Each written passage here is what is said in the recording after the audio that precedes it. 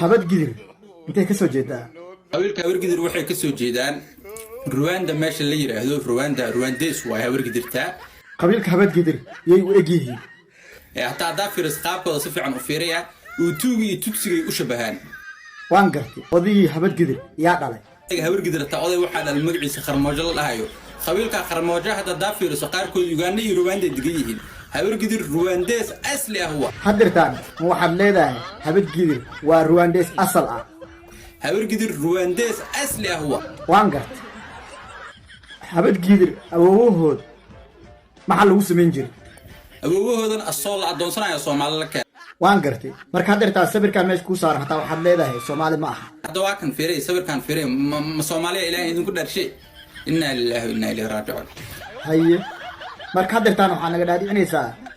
in habad gidir ay ahayd dad la soo adoonsaday oo Soomaali la keenay dadkan dhan ayagoo adooman ah oo qoorta silis ugu jirto oo maaragtaa la cabiisanayo oo la adoonsanayo Soomaali la keenay oo qoorta silis iyo sida xayawaanadii